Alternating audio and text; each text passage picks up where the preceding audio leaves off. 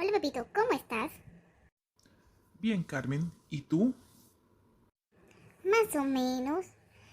Me pidieron para mi clase de biología investigar sobre la microscopia electrónica, pero no sé por dónde empezar. ¿Conoces a alguien que sepa del tema? Claro que sí. Déjame hacer una llamada.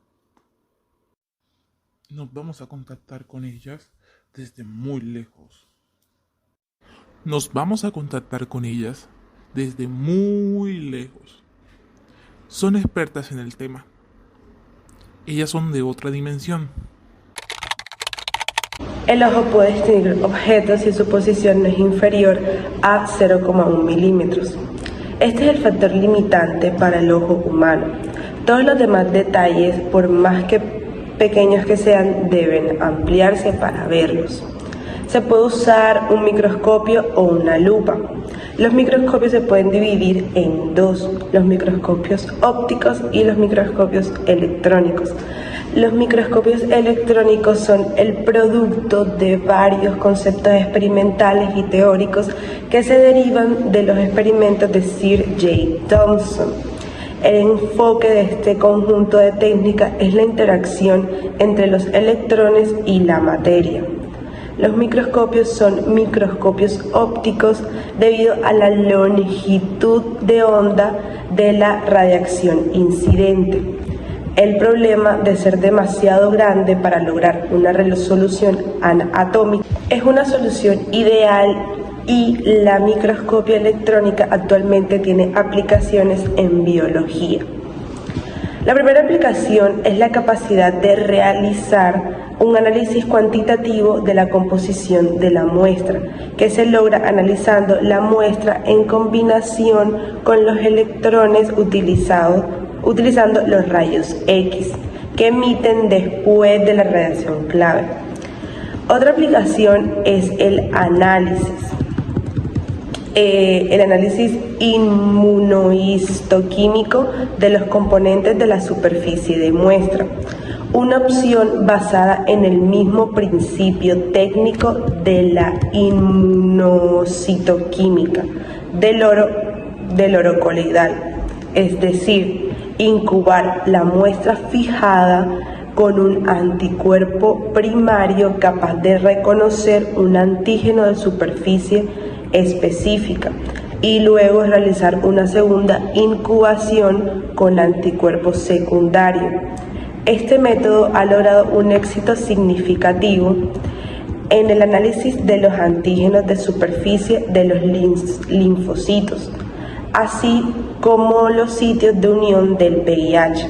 Finalmente, es posible estudiar el interior de las células rompiendo mecánicamente la muestra y congelando la muestra después de un proceso de preparación convencional, lo que permite el estudio tridimensional de los componentes intracelulares. El microscopio electrónico usa electrones para formar imágenes de objetos diminutos. Existen dos tipos principales de microscopios: el microscopio electrónico de transmisión y el de barrido. El microscopio electrónico de transmisión emite unos electrones digitales y el objeto cuya imagen desea aumentar, una parte de los electrones rebotan contra la muestra, formando una imagen aumentada de esta en el microscopio. En el microscopio de barrido, la muestra es cubierta con una capa de metal delgado y es barrida con electrones enviados desde un cañón.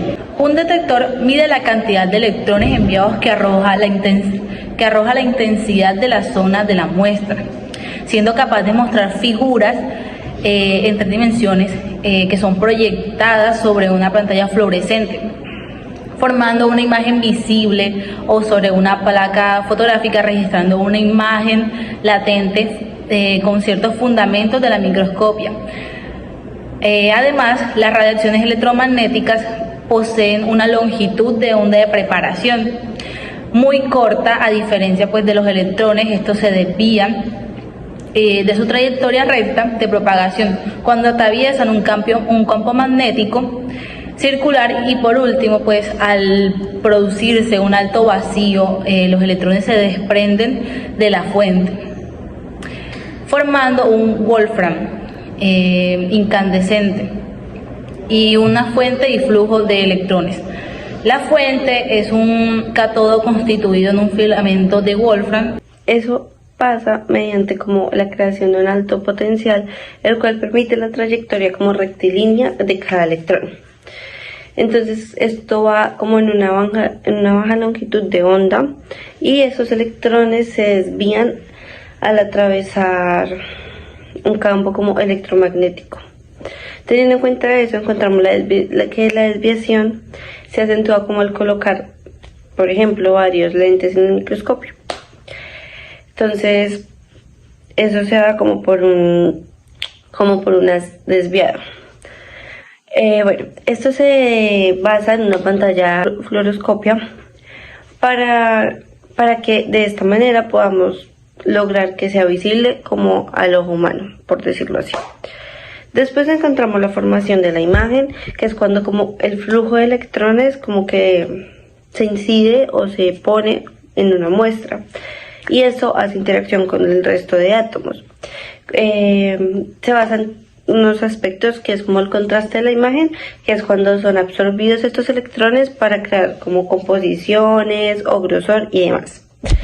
También el contraste como de la fase de la imagen, que es cuando estos mismos electrones se dispersan a varios ángulos, por ejemplo como que uno aprieta y se van para varios ángulos.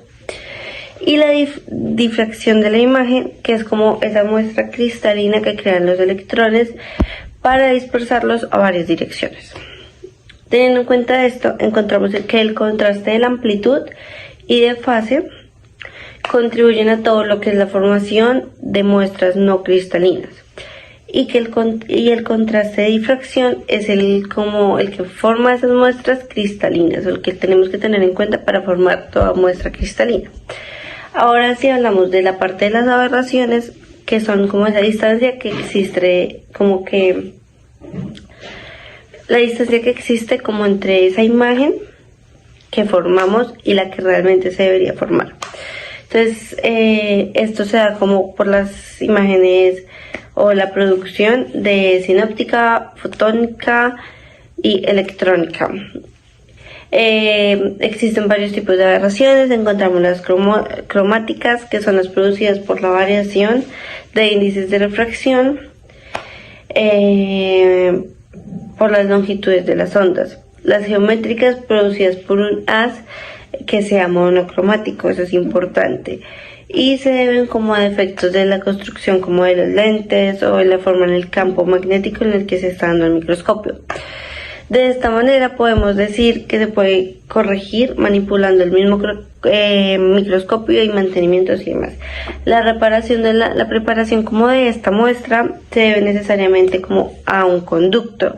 Son recubiertas por una película como de material conductor y además existe la posibilidad de recubrir dicha muestra. Entonces, como colocar otra muestra encima, eso se puede hacer.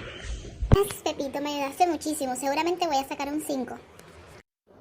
No te preocupes, para eso están los amigos.